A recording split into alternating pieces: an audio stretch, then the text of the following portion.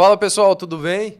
Sejam muito bem-vindos a mais um episódio do seu podcast Hope Hour. Estou aqui com os meus amigos queridos, Taniele. Saudade de estar aqui. Tava sumida, Tava né, Tani? sumida, né? Fiquei sumida por uns dias, mas esse lugar aqui é um lugar que a gente é muito ministrado. Eu sou muito ministrada, né? Eu vim aqui, mas eu sei que eu não vou sair daqui a mesma pessoa. E é muito bom estar aqui, pessoal. Sejam bem-vindos. Marquinho, seja bem-vindo, Marquinho. Sempre aqui, né, nesse mesmo canal. Alegria, gente, estar aqui com vocês. E sempre sou muito ministrado também, assim como a Tani disse. É muito incrível. É incrível, né? Aquilo que o Senhor faz através da vida das pessoas que vêm aqui. Incrível, incrível mesmo que Deus tem feito na vida das pessoas que estão nos assistindo, os testemunhos que nós temos recebido. Então, muito obrigado você que tem nos dado essa atenção, que tem nos acompanhado, seja pelo YouTube ou seja pelas redes sociais, TikTok, Instagram, os Reels. Então, muito obrigado mesmo, que Deus continue te abençoando grandemente.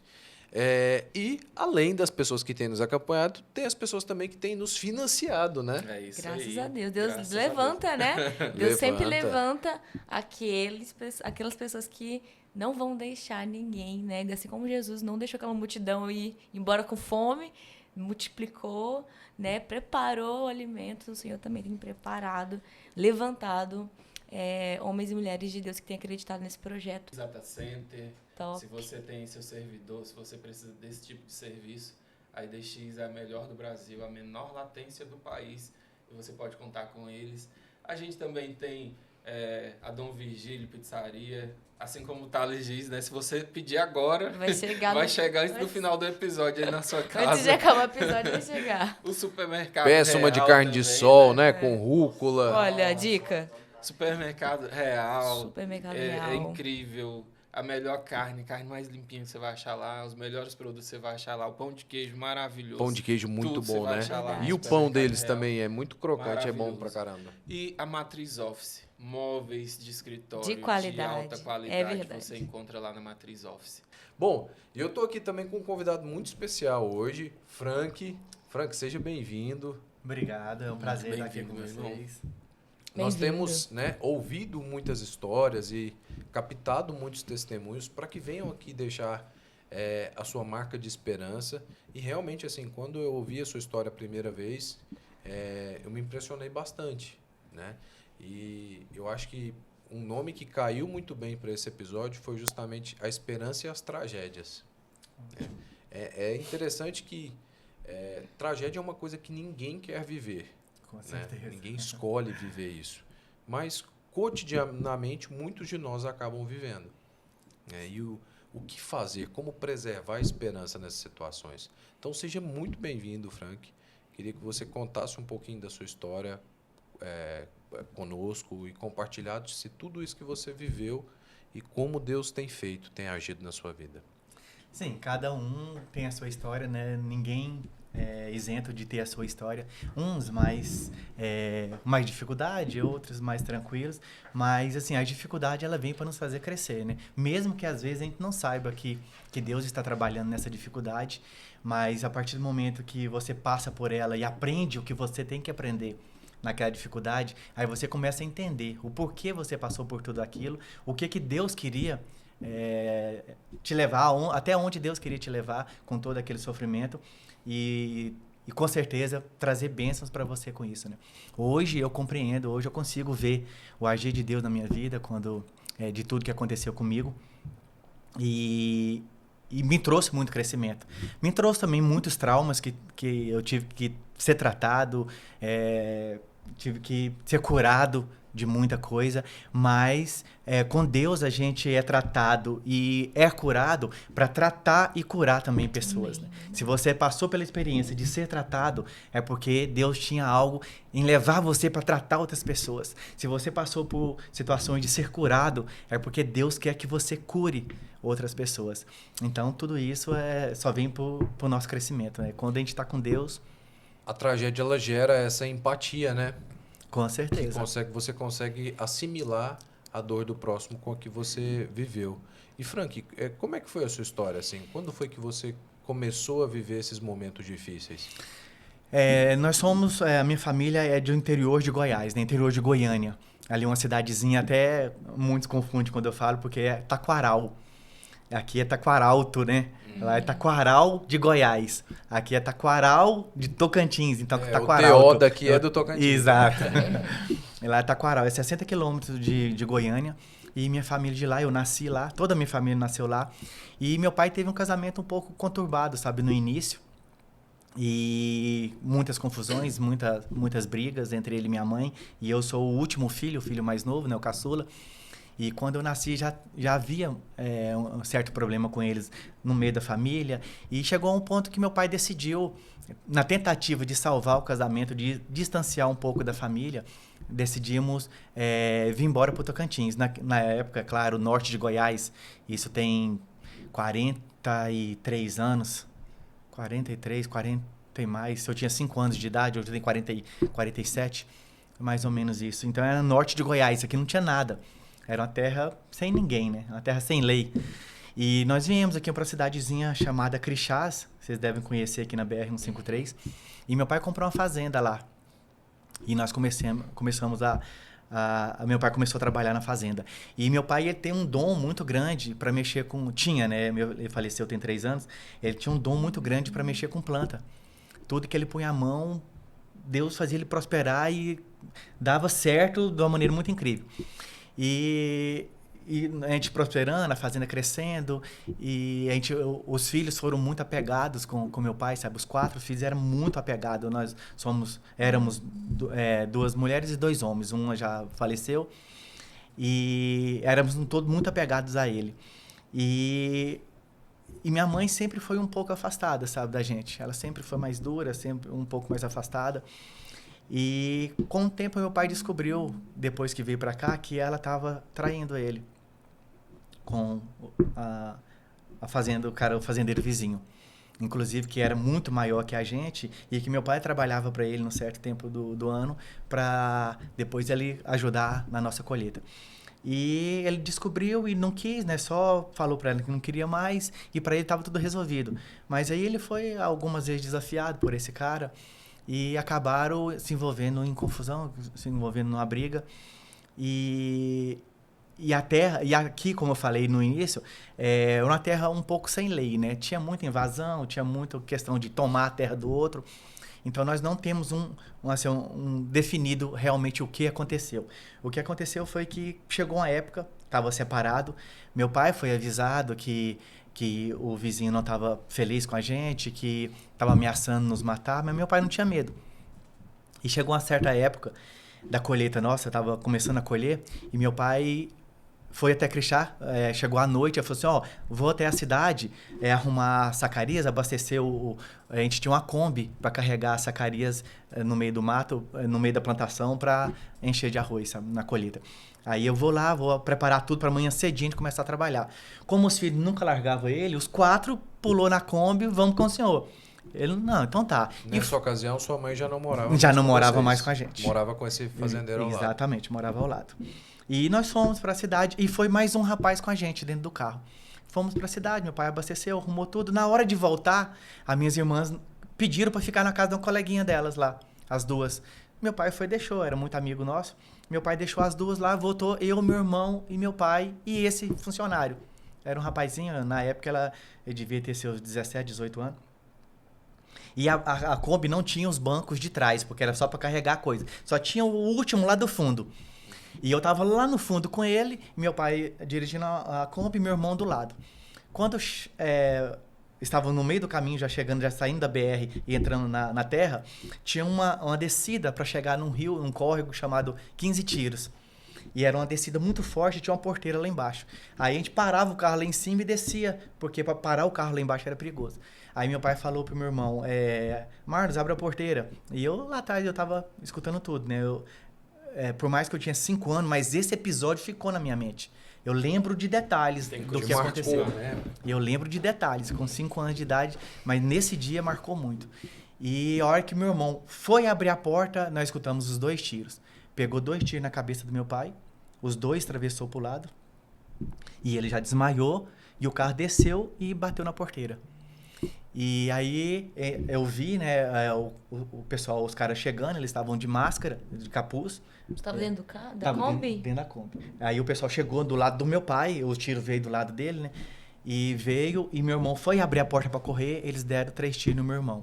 Pegou um no ombro, no peito e um na virilha. Meu irmão caiu no chão e saiu se arrastando. E... Seu irmão era novo também, Meu irmão era jovem. devia ter uns 14 a 15 anos na época. Um adolescente. Adolescente. Aí eu tava lá atrás, né? Aí aquele susto, né? Que tá acontecendo? Uma criança de 5 anos, né? O rapazinho tava comigo, escondeu debaixo do banco da Kombi e eu fiquei lá sozinho. Aí eu levantei, aí fui andando até perto da Kombi, é que eu cheguei. Eu levantei assim para ver o que tinha acontecido com meu pai. Aí eu vi o pessoal chegando na janela dele. Aí eles enfiaram a cabeça para dentro da Kombi, pegou meu braço, eu segurei assim no banco da Kombi, eles pegaram meu braço aqui, levantou e me deram um tiro na barriga, de 38. O impacto da bala foi muito de pertinho, me jogou assim perto da porta da Kombi. Aí meu irmão, eu olhei pro mato, vi meu irmão, ele me chamou. A hora que eu fui descer, eles me deram outro tiro, pegou na minha perna. E eu caí e meu irmão me arrastou. Em uma criança de 5 anos de hein? idade. Aí eu caí, meu irmão me arrastou e nós escondemos no meio de uma matinha que tinha assim uma moitazinha de mato. Ele me puxou lá pra dentro e nós ficamos quietinhos lá. Aí, assistindo, eles deram mais 7 tiros no meu pai. Ele tinha dado 2, ele levou 9 tiros. Mais 5 na barriga e 1 em cada braço dele. Aí parou, aí nós escutamos eles conversando, rindo. Esse aí tá morto, esse aí já era. Aí eles passaram atrás do carro e falou assim, aí um perguntou pro outro, como que é o nome desse rio mesmo? Aí o outro falou, 15 tiros. Ele, não, então espera aí. Ele deu 9 no meu pai, 3 no meu irmão, dá 9 e 3, 12, né? E mais 2 em mim, 14. Aí ele deu um tiro na traseira da Kombi. Vou pra completar os 15. Do nome do rio que chamava 15 tiros. E eu lembro disso claramente. Aí ele deu a volta por trás da matinha, assim, e passou por trás de nós, e nós lá dentro caladinho. E o carro estava escondido atrás de nós, assim, eles estavam numa Brasília. Aí entraram na Brasília e saíram. E aí meu irmão esperou um pouquinho, aí a hora que eles estavam longe já, nós corrimos para lá, mesmo ele me arrastando, ele me colocou dentro da Kombi, e ele também sangrando muito.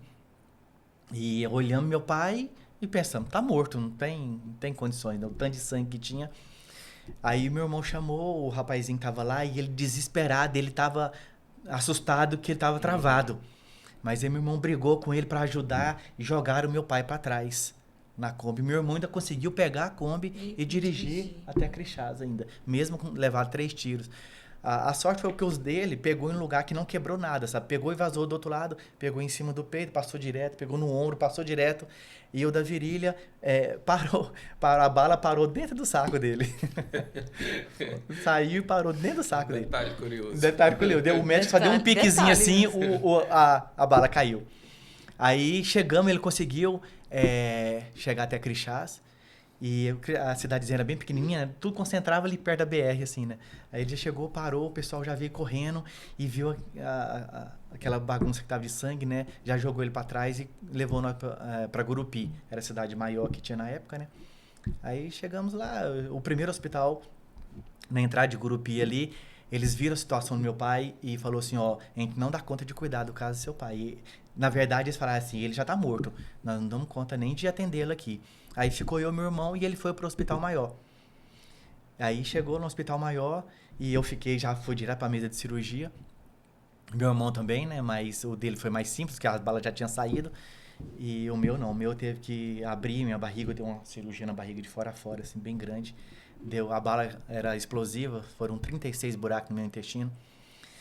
E aí eu já apaguei, né? Acordei isso dias assim, depois. Incrível, porque se a gente pensa 42 anos atrás, uma medicina muito rudimentar, né? Muito rudimentar. Aqui no norte goiano, né? Os hospitais sem tecnologia nenhuma, né? Nenhuma. Aí meu pai chegou, para vocês verem como que Deus tem um propósito. Meu pai chegou, era mais ou menos 11h30, meia-noite, mais ou menos nesse horário. E o médico que atendeu ele, não sei se pouco conhecimento, mas com certeza era também, né? Ele olhou e falou assim, não, esse aqui já tá morto. Meu pai não tinha mais sangue nem para fazer exame. Esse aqui já chegou morto, não tem condições não. A gente vai mexer nele aqui só perder tempo. Daqui um pouquinho ele já morre, não tem condições. E deixou ele lá. 7 horas da manhã, 6 horas da manhã, na troca de plantão dos médicos, o médico chegou, quando foi passar o caso dele, foi isso aqui, já chegou morto, não tinha como atender ele, não. Mas eu tô esperando só ele mesmo dar o último suspiro pra fazer o atestado de óbito. Como ele não foi, eu tô passando pra você fazer o atestado de óbito dele, pra assinar, já tá pronto. Aí o médico, beleza, pegou o atestado de óbito dele e viu que ele tava respirando. Ele falou, não, mas ele não morreu ainda. Aí, não, mas não tem lógica, ele tem que ter morrido. Não, morreu ainda não. Aí o médico falou, não, vamos operar esse cara. Aí começou a cirurgia dele às 6 horas da manhã. De meia-noite até 6 horas da manhã ele ficou dado como morto. Aí a cirurgia começou às 6 da manhã, passou 6 da tarde, passou 6 da manhã do outro dia, passou 6 horas da tarde do outro dia. Só revezando de médico. Aí, quando terminou 6 horas da tarde do outro dia, terminaram a cirurgia dele, o médico falou assim, ó, a gente fez o que poderia fazer. Agora é só Deus, porque não tem mais nada que a medicina pode fazer. As 5 balas que pegou na barriga dele, 3 das 5 foram explosivas, 2 não. As 3 que pegou na barriga, as 2 que não foram explosivas, passou 1 milímetro do coração. Se essas fossem explosivas, tinha explodido o coração dele. Mas as 2 que passou, uma quando o coração fecha, ela passou 1 milímetro. A outra, com o coração aberto, passou 1 milímetro também. Se tivesse sido trocado, ele também tinha morrido na hora. O que nesse momento, você com 5 anos, né? Sem a tua mãe do lado, eu sei porque eu tenho um filho de quase 5 anos. O que passava na sua cabeça, assim? Vendo seu pai desenganado, sozinho com seu irmão mais velho, que também era pouco maior do que uma criança, né? Exato. 14 anos ainda é um meninão. O que passava na tua cabeça, assim? Eu fico imaginando, porque eu tenho um filho nessa idade. Eu acho que, assim, a preocupação não era algo, assim, que uma criança de 5 anos... Eu lembro de olhar meu pai e meu irmão falar que ele estava morto, mas eu lembro exatamente que eu falava. O rapaz foi um rapaz atrás comigo, me segurando, que trabalhava com a gente na fazenda. Ele estava lá na avenida, em Crixás, e ele foi comigo atrás. Eu estava deitado no colo dele. E eu reclamava para ele que eu estava com muito frio, porque depois, mais tarde estudando, né, eu descobri que quando você perde sangue, né, o corpo ele esfria, porque o sangue é o que nos aquece. Então a gente sente muito frio, eu já tinha perdido muito sangue. E eu falava para ele que eu estava com muito frio, e não tinha nada para me cobrir. Ele tirou a camisa dele, me cobriu, e o sangue o tempo todo vazando, né? E eu lembro de perguntar como é que estava meu pai, e ele não falava. E quando nós chegamos no hospital, no primeiro hospital, os médicos vieram para pegar nós. Depois até foi comentar isso entre os médicos. Eles lembram de eu falar assim para eles: não, eu tô bem, não cuida de mim não, meu pai tá pior do que eu. Aí cuida do meu pai. Ainda foi altruísta, né? Pra cuidar isso com 5 anos de idade. Pois é, uma situação inimaginável, né? Para que qualquer pessoa passe. Agora, para uma criança de 5 anos, é absurdo. Frank, e depois disso? Como é que foi desenvolvendo a saúde de vocês? Enfim, como é que vocês foram se reabilitando? Aí vem a fase mais difícil, né? A fase mais complicada é o pós, né? Porque nós perdemos tudo, né? Perdemos tudo. Pessoas da nossa família. Seu pai sobreviveu? Meu pai sobreviveu. Morreu tem 3 anos atrás. E aí, mas só pra fechar, que eu tô lá. Eu tô lá ainda na cena. Tá no corredor do hospital, não, né? Tô... Fora do centro cirúrgico. Eu também tô aqui nesse momento. Eu tô no final da cirurgia. Depois de 2 dias, quase 2 dias de cirurgia. Como que foi? Você também tava feito cirurgia? Sim, eu tava no hospital ainda internado. E como que foi depois disso? O pós, né? Na verdade, acabou a cirurgia, aquela expectativa na vida do seu pai. E como é que ficou? Teve algum familiar seu? Sua mãe veio pra tentar entender como é que ficou essa situação depois? Pois minha mãe não apareceu. Não apareceu. Não apareceu, até porque quando meu pai separou dela, os 4 filhos decidiu ficar com meu pai, nenhum foi morar com ele. Como eu era muito novo e não tinha poder de escolha, mas os outros eram mais velhos e todos escolheram ficar com meu pai, o juiz entendeu que os 4 teriam que ficar juntos. Mas mesmo nessa situação, sua mãe não apareceu? Não, ela não apareceu. E aí, o que aconteceu? Eu fiquei 15 dias internado no hospital, porque foi bem grave, né?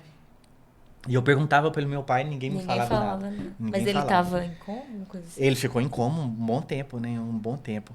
Aí, quando terminou os 15 dias, as minhas irmãs, as duas, foram trabalhar em casa de amigos, da época do meu pai, como funcionária, como empregada, e morar lá. Que era uma forma de acolher Que era uma elas, forma né? de acolher, As famílias exato. faziam muito isso. E né? graças a Deus, assim, nenhuma foi maltratada, nem nada. Graças Assim, teve uma vida sofrida, né? Trabalhando já novinha, tinha tudo em casa. E passar da hora pra eu ter que trabalhar na casa dos outros como empregada. Mas a assim, fazenda ficou sem ninguém, né? a fazenda também, logo, imediato, a gente já perdeu ela, né? Meu tio veio de Taquaral e chegou, e assim, houve até um certo, assim, meu pai teve muita dificuldade com isso durante a vida também, que houve até um certo descaso, sabe, da família. Nós não tivemos apoio da família, de ninguém. Esse tio veio, mas ele vendeu tudo, oferecendo quem quisesse pagar, o que pagasse, vendeu tudo, fazendas, tratores, a colheita, tudo, vendeu tudo. E assim, a preço, tanto fazia o tanto que pagava. E para pagar o hospital a gente nem sabe se ficou dinheiro com ele, se não ficou, nunca tivemos essa satisfação dele. O que aconteceu foi que quando acabou o tempo de recuperação, né? Meu pai deveria ainda ficar, quando eu saí também depois dos 15 dias, eu fiquei na casa de um amigo nosso. Quando meu pai foi sair do hospital, ele deveria ainda ficar mais muito tempo ainda no hospital, porque foi muito grave. Eu lembro quando eu cheguei a primeira vez para ver meu pai no hospital, ele ainda estava com a cabeça desse tamanho. Nossa. Desse tamanho. E os 2 tiros que atravessaram, tinha 2 mangueiras atravessadas na cabeça dele, de um lado para outro, onde eles rodavam a mangueira assim, para não coagular o sangue lá dentro. Milagre, né? Para limpar o sangue. Então, ele ainda estava muito debilitado, ele estava muito inchado ainda, a cabeça muito inchada, e não tinha mais dinheiro para segurar ele no hospital. O hospital era particular. Não tinha mais como pagar. Os médicos já tinham feito o que podia para segurar ele lá, mas não dava mais. E assim, não tinha dinheiro para pagar o médico, o hospital, e não tinha mais nem um centavo para ninguém. E nós não tínhamos casa em Gurupi e nem a fazenda mais para morar. Aí vão para onde? Ninguém sabia para onde ir. Aí o que os médicos, eles se comoveram tanto que eles juntaram, fizeram uma vaquinha lá e deram um dinheiro pro meu pai. Não foi muita coisa, mas dava para pagar alguns meses de aluguel. E nós fomos morar. Aí ficou eu e meu pai e minhas irmãs. Elas vieram morar com a gente. E meu irmão, quando aconteceu tudo isso, ele, como foi menos afetado, né? Ele já saiu no mesmo dia do hospital. E ele gostava muito de fazenda. E é ele que ajudava meu pai na colheita. Ele foi trabalhar num projeto que até hoje tem, desde aquela época, chamado Projeto Formoso, em Formoso do Araguaia. Até hoje tem esse projeto lá, mas naquele tempo era muito grande esse projeto. E ele foi para lá trabalhar, o que ele amava fazer, que é trabalhar em trator, colher arroz. É o que ele amava fazer. Aí ele foi para lá e ficamos nós 3. E aí alugamos uma casa e as meninas, mesmo pequenininha, e a minha irmã mais velha já era acostumada a fazer comida na fazenda para os peão, então ela já sabia cuidar disso. Então ela fazia comida para nós, arrumava a casa e meu pai na cama. Mas aí o dinheiro acabou, não tinha mais onde ficar. Isso poucos meses, 2, 3 meses, acabou. Aí elas voltaram para casa desses amigos nossos e um senhor, um dono de hotel em Gurupi, onde toda vez que meu pai precisava de banco, era Gurupi. Crixás não tinha nem aliança, era Gurupi. E ele fez toda vez que ele ia lá e ficava nesse hotel. E o cara ficou sabendo e nos acolheu no hotel. Eu e meu pai. Minhas irmãs foram trabalhar, né? Morar na casa dos outros e ficou eu e meu pai. Isso seu pai ainda doente, né? Na cama, não conseguia levantar da cama. Ele não falava nada, né? Ele falava com dificuldade. Nesse período, ele já estava começando a desinchar a cabeça dele, ele falava com dificuldade. Aí o que o cara do hotel fez? Ele limpou um quartinho, que era o quartinho da bagunça, e colocou 2 camas. Uma para o meu pai e outra para mim. E levava as funcionárias do hotel, levava comida para ele. Agora você imagina, ele na cama deitado, ele não mexia, ela só levando comida. E eu com 5 anos de idade, já recuperado. Você acha, sem educação, sem ninguém para dar limite? Então eu comecei a fazer bagunça dentro do hotel. Que é o lógico, uma criança, sem ninguém para corrigir, sem ninguém para cuidar. Eu comecei a fazer bagunça. Aí, assim, no início, tava todo mundo comovido ainda, mas aí a criança já começa a atrapalhar, não tinha ninguém para me dar limite a hora de comer, a hora de tomar banho. Então, eu, às vezes, andava dentro do hotel sujo. Aí eles começaram a não querer mais que eu estivesse ali no hotel. E aí eu saía pra rua. E eles incentivavam isso, né? Vai pra rua brincar, menino. E eu ia pra rua. E na rua... Sozinho, né? Sozinho. E na rua eu brincava o dia todo. A hora que eu queria comer, às vezes eu ia lá, tinha comida, às vezes não tinha. Mas aí eu fui ficando mais distante. Aí eu chegava sujo. Eu já não queria deixar eu entrar mais, porque atrapalhava os hóspedes, uma criança suja lá. E eles não iam parar pra me dar banho e trocar roupa. Aí eu comecei a morar na rua. Aí eu fiquei 3 anos morando na rua. A partir de 5 anos? A partir de 5 anos. Foi mesmo. Fiquei 3 anos morando na rua, lá em Gurupi. É uma coisa assim que não dá pra dimensionar, né? Não dá. Uma criança de 5 anos morando na rua sozinho. Assim, muito forte, assim, muito... O que isso gerou em você, assim, do ponto de vista de expectativa? O que você via da própria vida, assim? Até porque você era tão pequeno que era até difícil mensurar isso. Mas, assim, você se lembra dos sentimentos que te acometiam? Lembro, com certeza. Os sentimentos eu lembro demais. Assim, tem coisas que aconteceram que eu não sei nem se eu vou dar conta de compartilhar aqui com vocês, né? Coisas que, quando a gente busca na memória, marca bastante. Ainda tem um certo sofrimento ainda, mas... tem coisa que marcou muito, mas assim, em relação ao sentimento de futuro, do que ia acontecer, eu lembro que não tinha muito isso. A nossa intenção era brincar, passar o dia todo correndo, brincando, e quando dava fome, procurar comida. A intenção, a nossa vida era essa. Não tinha perspectiva. Não, né? era brincar o dia todo, desse fome, procurar comida. E você ficava junto com algumas pessoas? Aí eu conheci 2 rapazinhos, 2 menininhos na época também, que eles tinham casa... tinha uma mãe, o pai tinha falecido já, a mãe já era bem de idade, e eles moravam fora de Gurupi, que hoje, depois de tantos anos, hoje já é cidade, muito bem formada, mas eu lembro que era fora, e era um lote, e só tinha uma casinha de palha, e eles moravam lá, com a mãe dele. Fazia comida num fogareirozinho no chão. E aí a gente passava o dia todo na rua, nós 3. Eu lembro, nós brincávamos o dia todo. E aí, quando a gente dava fome, a gente ia nos lixos, pegar comida no lixo. Às vezes achava, às vezes não. E lá em Gurupi, hoje também é dentro da cidade já, mas afastado, eu acho que do centro de Gurupi, eram 6 quilômetros. Tinha um posto, que era o posto principal de Gurupi. E lá tinha um lixão muito grande. E eu lembro que a gente saía de Gurupi quando não conseguia achar comida, a gente ia até esse lixão para revirar o lixo lá, pra gente achar alguma coisa para comer. E às vezes não achava, a gente voltava no calor, descalço, só de short, um shortinho velho, camisa, nem pensar. Esse trecho da sua história, eu vejo 2 coisas. A primeira que não perde a inocência de criança. Não perde. Mesmo Pureza, lá nessa né? situação da rua. E a segunda coisa é uma concepção que eu já tenho tido, assim, de... Acho que uns 5 anos, né, Tânia, que a gente trabalha evangelismo, pessoas que moram na rua.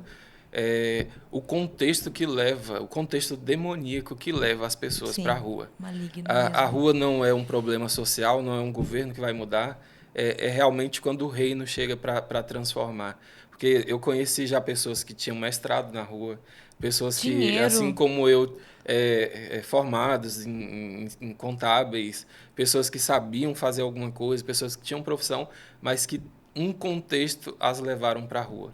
Um contexto diabólico. Sempre um contexto leva elas para a rua. Exato. E sempre é diabólico. E no seu caso foi a tragédia, né? Tragédia. Meu Deus. Mas aí durou até os seus 8 anos de idade? Durou mais ou menos isso, até os 8 anos de idade. E você voltou como? Por quê? Como que foi? Aí depois desses 8 anos de idade, aí veio um primo nosso que morava com a gente antes, um tempo na fazenda, e tinha ido embora antes da tragédia. E ele veio para saber como que a gente tava. Só que não imaginava que tava naquela situação. Porque meu pai tinha muita coisa. A fazenda era muito grande. Então, assim, se tivesse sido administrado, com certeza ele teria recursos ainda para estar bem. E outra, ele imaginava que toda a nossa família, os mais próximos, os irmãos, tios, estaria dando assistência. E não apareceu ninguém. Ninguém. Só foi o meu tio e mais ninguém. Vocês foram abandonados, né? Fomos completamente abandonados. Inclusive pela sua mãe também. Exato. E imagino que um pensava assim, não, os outros estão acolhendo ele. Não, o outro estão, não precisa ir lá. Eu imagino isso, porque eu não imagino o pior de querer, não tinha o de achar que a família... Na época não tinha o Zap, né? Pra comunicar. Só um orelhão, Sim. né? Mal tinha orelhão. Mal tinha orelhão, né? Eu sou da Era do o centro orelhão. telefônico. Você tinha que ir no centro telefônico pra fazer ligação. E seu pai, quando você tava aí com seus 5, 7, 8 anos, você lembrava do seu pai, que ele tava no hotel e você queria ir lá? Ou você Sim, não... eu ia, várias vezes eu ia lá. Eu até acompanhei, até quando, nessa época, ele já estava começando a acordar. Ele já estava começando a conversar, eu esperava o momento que não tinha ninguém na recepção do hotel, eu entrava lá, eu via meu pai e saía. Eles não queriam que eu ficasse lá. Entendi. E aí eu tinha já esse discernimento, não tem ninguém, eu corro lá, eu vejo meu pai e saio e vou brincar de novo. Então eu tinha inclusive até quando meu primo chegou, meu pai já estava andando. Meu pai já estava andando dentro do hotel, aí ele levou nós para lá.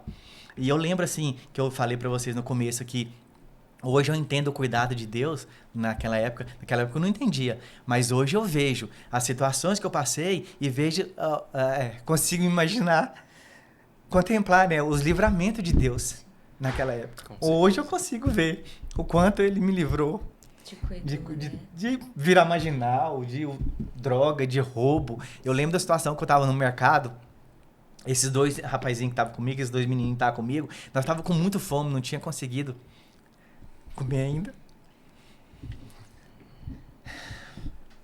A fome é um dos principais. Só quem passa fome sabe o que é. Dói, né? Dói. Isso dói. E ainda sem idade nenhuma para discernir nem o que é certo e o que é errado, né? Isso.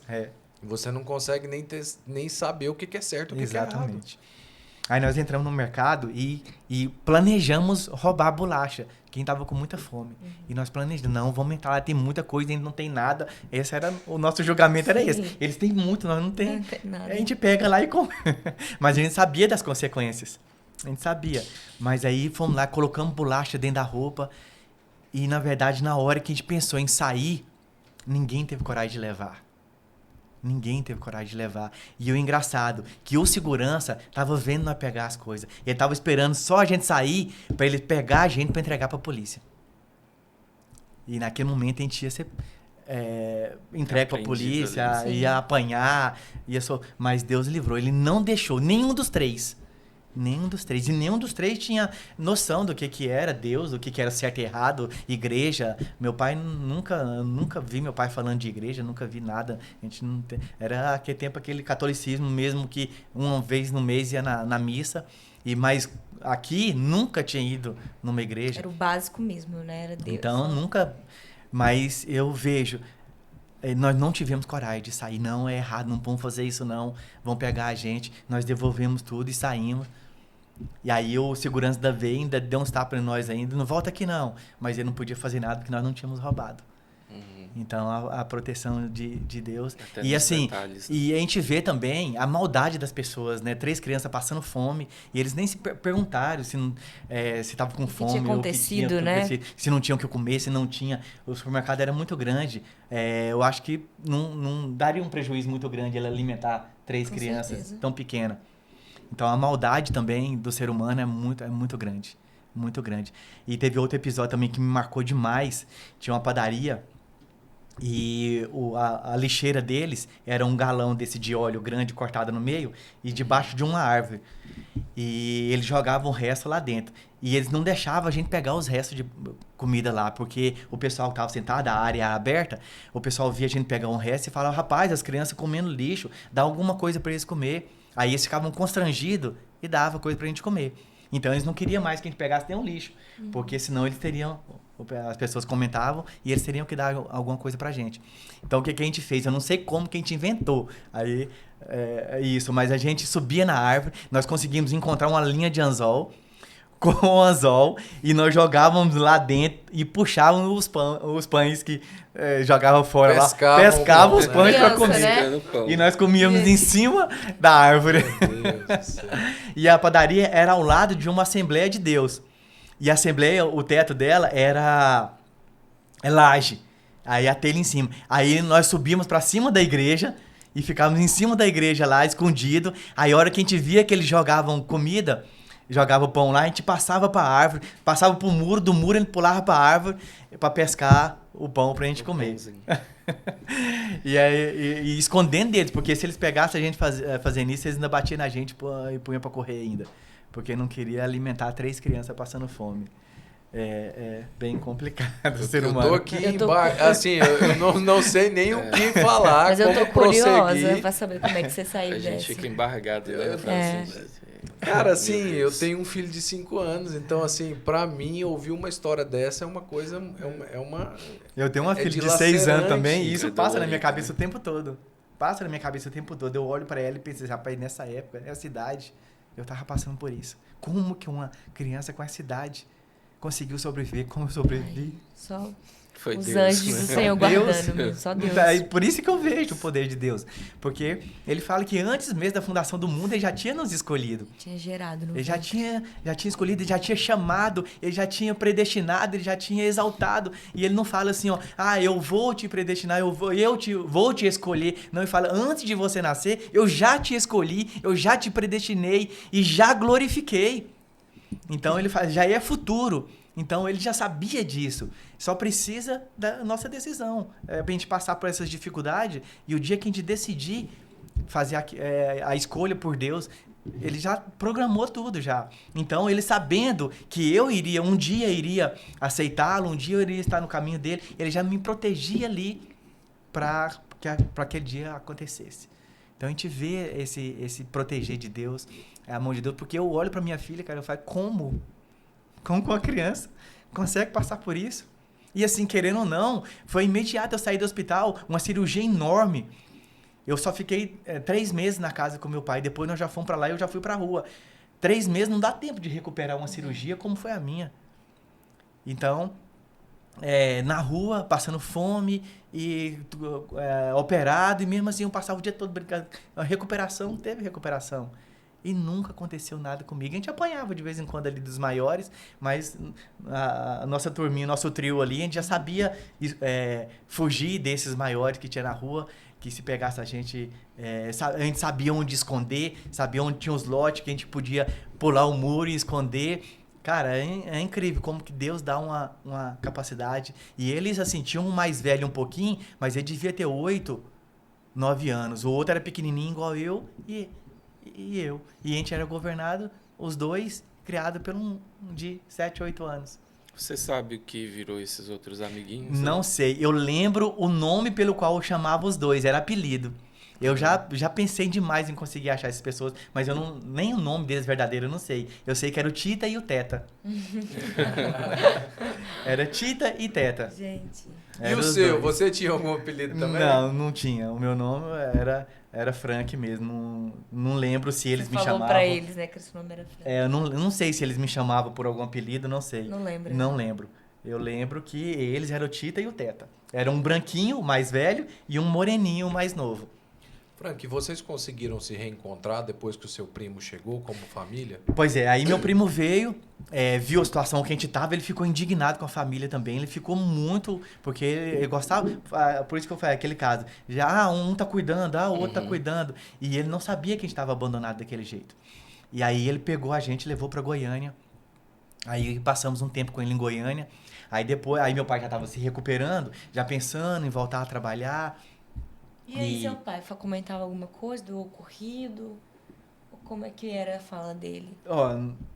Sobre o ocorrido, abalado, né? Muito abalado, né? Ele não deixava muito eu participar dessas, porque assim, ele contava pra nós depois, porque na cabeça dele era assim, ele queria vingança, né? Então ele não queria compartilhar isso comigo, deixar que as meninas todas se afastaram, ficam só nós dois. Então ele não compartilhava isso comigo porque a intenção dele, eu vou melhorar, eu vou conseguir me reerguer e vou voltar lá e vou matar todo mundo. Vou me vingar. Essa era a intenção dele. Mas a gente nunca conseguiu isso. Tanto que quando ele se recuperou, foi aberto um processo, um inquérito para descobrir quem fez isso com a gente.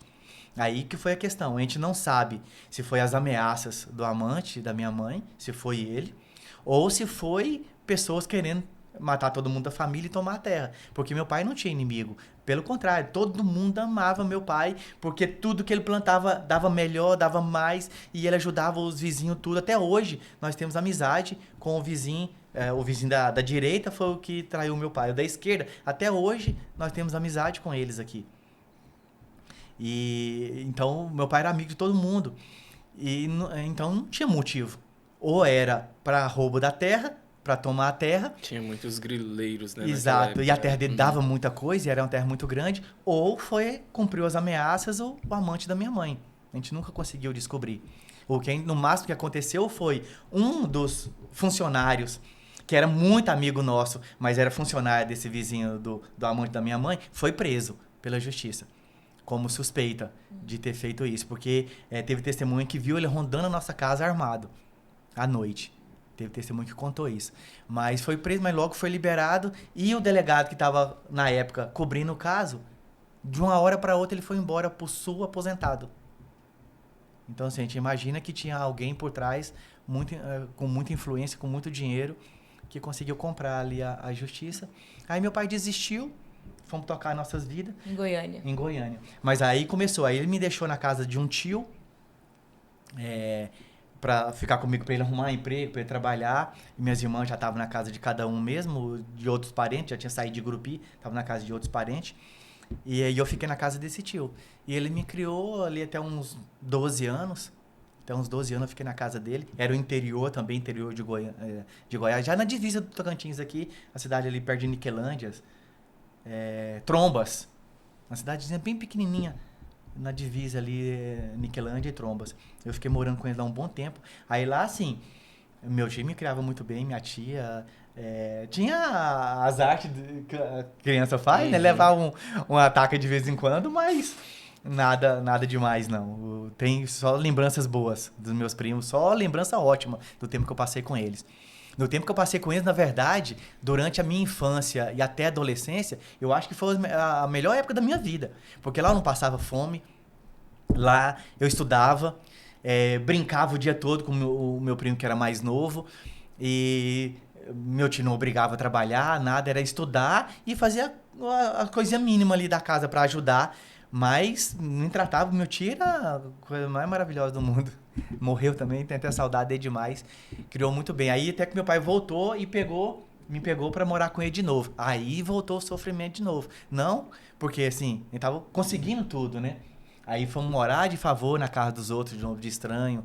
Meu pai trabalhando. Aí toda a dificuldade, não deu certo lá. Nós voltamos para Gurupi. Aí começou o sofrimento de novo. Meu pai teve uma proposta de emprego e tinha que ficar viajando. Aí ele juntou a minhas irmãs e eu e voltamos para Gurupi. Meu irmão sempre afastado, né? Voltamos para Gurupi e ficamos... Não, voltamos primeiro para Porto Nacional, desculpa. Voltamos para Porto Nacional primeiro. Trabalhar em uma cerâmica ali em Porto Nacional. E nessa cerâmica também a gente passou ali uns maus bocados ali, porque o trabalho era muito pesado para o meu pai. Muito pesado para ele. Meu pai sofreu demais. Demais, porque era muito pesado. As telhas eram feitas na mão, né? Não tinha tecnologia que tem hoje, que você coloca barro lá e sai a telha prontinha. Não, era tudo braçal. E meu pai sofreu demais com isso. Chegou um ponto que ele viu que não dava conta. Até porque ele já tinha muitas limitações, né? Com certeza. Das sequelas do muitas acidente, limitações. Muita. Meu pai teve 68 buracos no intestino. As 3 balas explosivas rebentou o intestino dele. Os médicos falaram a gente costurou aí do jeito que deu, mas ele não sabe nem se vai voltar a funcionar isso aí. Aí a gente só fez o que estava no nosso alcance. Eles falaram isso para nós. Mas a gente não sabe se vai funcionar. Porque a gente emendou pedaço, tirou pedaço no lugar, cortamos um pedaço, emendamos no outro, e não sabe nem se... Nunca fizemos isso. Não sabe nem se vai funcionar. E meu pai viveu a vida toda desse jeito. Sempre os caroços duros na barriga, porque eles falaram que colocaram até... não sei muito explicar muito bem, mas colocaram material que não era nem humano lá para costurar, porque estava tão estourado que não tinha mais como emendar. Tanto que ele tinha um monte de caroço duro na barriga. E eles falavam, não, nós colocamos aí o que tinha de material, que nós emendamos aí, se Deus pôr a mão, vai sobreviver. Então, a gente tinha muita limitação. Aí, ele recebeu essa proposta de emprego que tinha que ficar viajando. E nós mudamos para Gurupi. Saímos de Porto Nacional e fomos para Gurupi. Aí, ele viajava e deixava... Foi outra coisa que marcou muito minha vida também. Já estava eu, minha irmã, minha outra irmã. E ele ia no mercadinho, nós morávamos ao lado do mercadinho. E ele deixava lá, falava assim, ó, eu vou dar tanto para você aqui... E esses meninos estão morando aqui do lado e eles vão vir pegar. Quando acabar esse dinheiro, se eles precisarem de mais, pode dar para eles, quando eu chegar eu acerto. Não, tá bom, essa foi a combinação. Funcionou o primeiro mês, funcionou o segundo mês. Aí no terceiro mês, meu pai saiu e acabou o dinheiro e começamos a pegar muita coisa. Ele não quis dar mais pra gente, com medo de meu pai não pagar. Aí começamos a passar fome de novo. Aí eu lembro que nós passamos uma semana. Aí eu já tinha uns... 12, 13 anos. Não tinha isso tudo ainda não. Foi antes. Não, eu já tinha mais ou menos isso. A cronologia foge um pouco da cabeça. Mas eu já tinha mais ou menos essa idade. E nós passamos 15 dias eu tendo que roubar manga no quintal da vizinha e nós só tínhamos manga para tomar café da manhã, almoço e janta. Durante 15 dias nós comemos só manga. E eu ainda tinha que fugir do cachorro da vizinha ainda para pegar a manga dele ainda. E fugir do vizinho, porque ele não deixava também não. E era aquelas mangas comum, aquelas mangonas grandes comum. Eu pulava o muro, escondendo do cachorro, escondendo do vizinho para roubar manga, porque a gente não tinha o que comer. Passamos 15 dias comendo manga. E depois, como é que foi assim, esse ambiente familiar de você?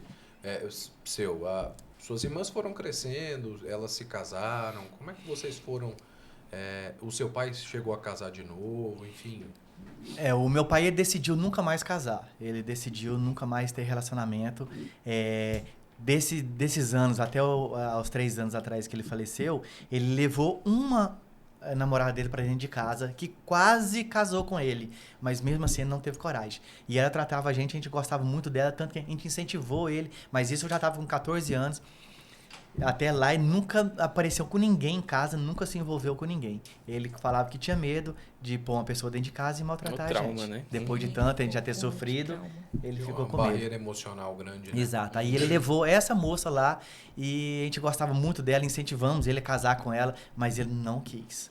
Ele não quis, nunca casou. Mas aí depois desse episódio de Gurupi, passou um tempo pequeno, nós voltamos para Goiânia. Aí voltamos para Goiânia, não tivemos o apoio da família, continuou não apoiando a família, mas meu pai teve alguns amigos que apoiaram meu pai. Aí alguns amigos apoiaram.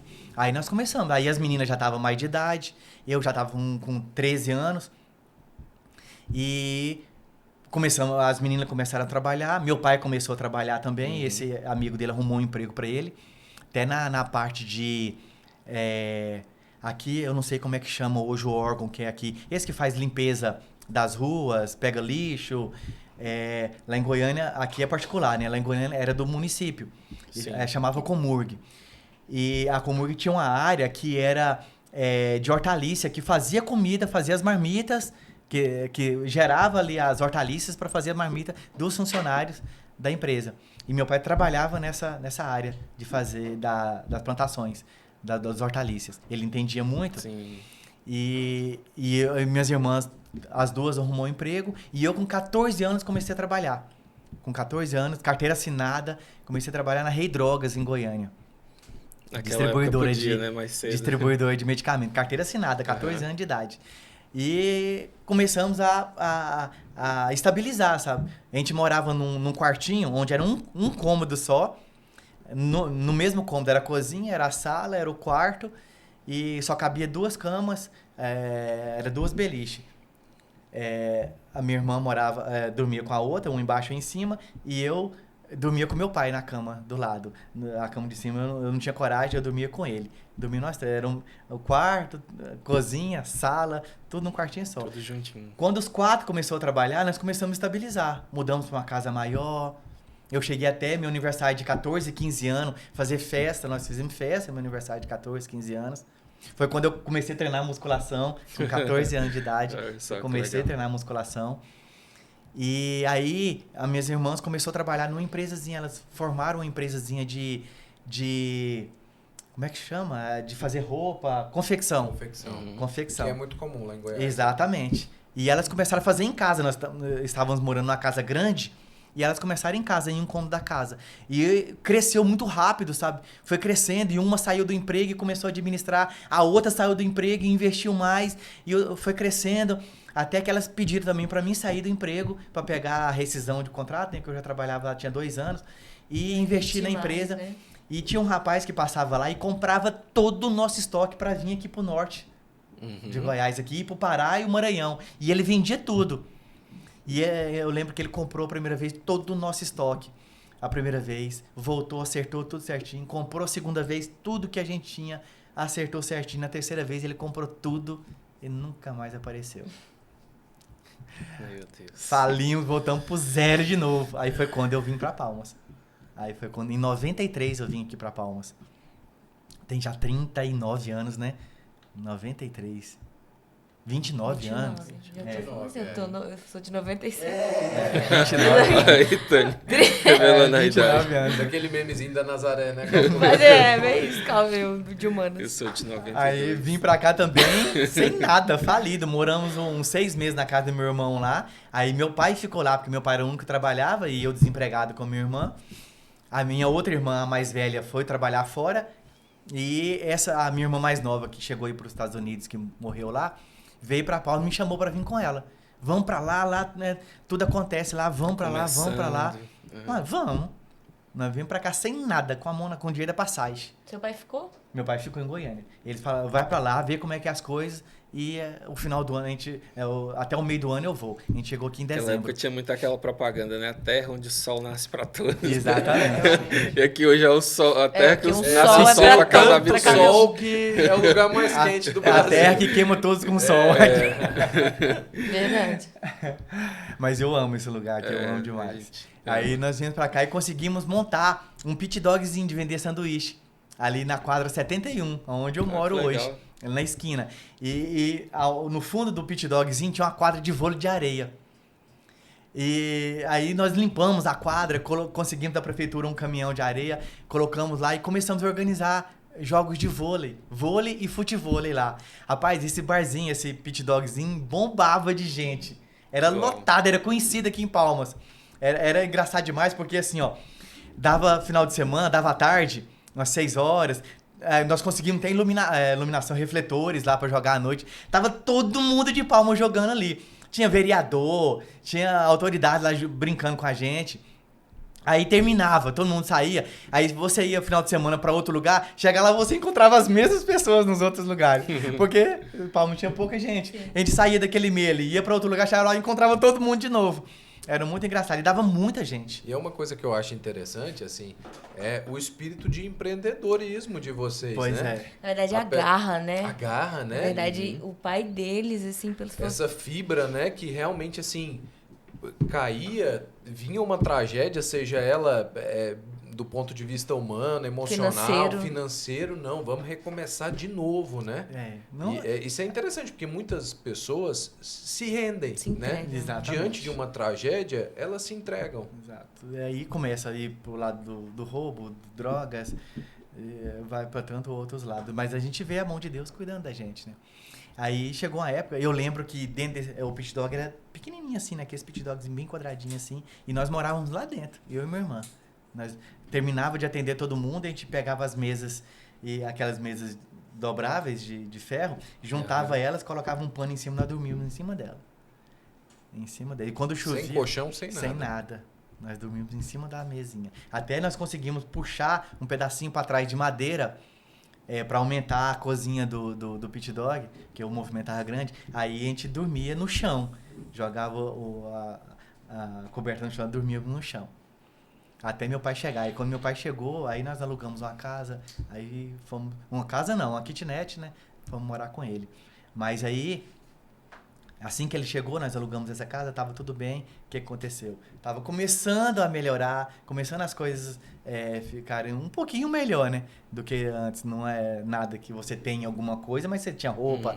Eu comia sanduíche, café da manhã, almoço e janta, mas era ótimo. Sanduíche não era o problema. Mas era melhor do que não ter nada. Vôlei, Pra quem passou fome, o sanduíche Você era o Ronald McDonald de Palmas, né? Tá doido.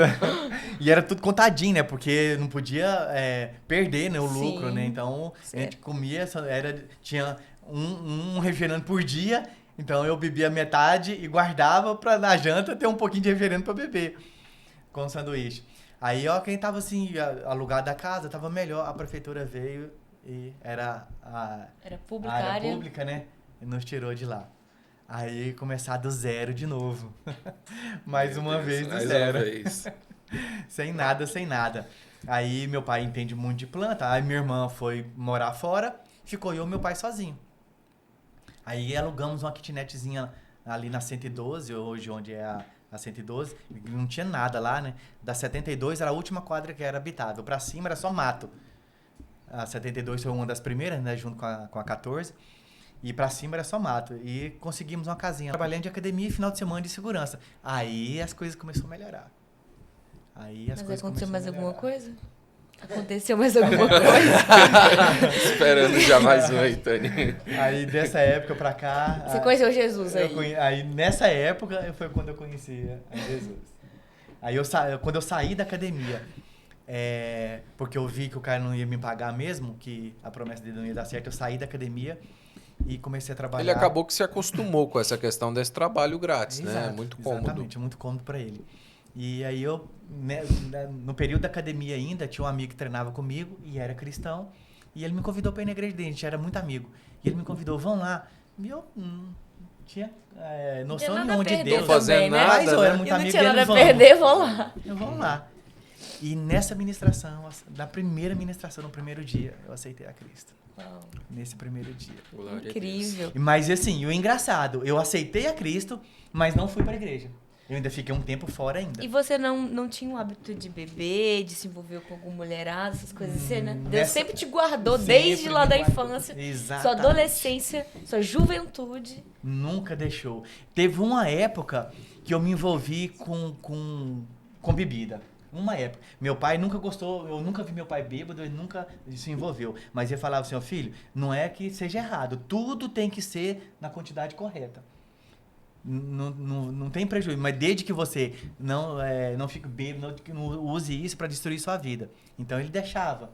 Os princípios que o seu pai eu nunca vi meu pai bêbado. Implantou em você. Eu nunca vi meu pai fortes, em boteco dando trabalho. Ele comprava a cervejinha dele, levava para casa. Aí ele me chamava, quer beber um pouquinho comigo? Foi como o pai dele fez com ele. O pai dele, aquela cesta de fazenda, aí meu avô vinha e oferecia para ele, quer um pouquinho? Meu pai bebia. Aí meu pai fez a mesma coisa comigo. E ele me ensinou esse limite. E, assim, e hoje?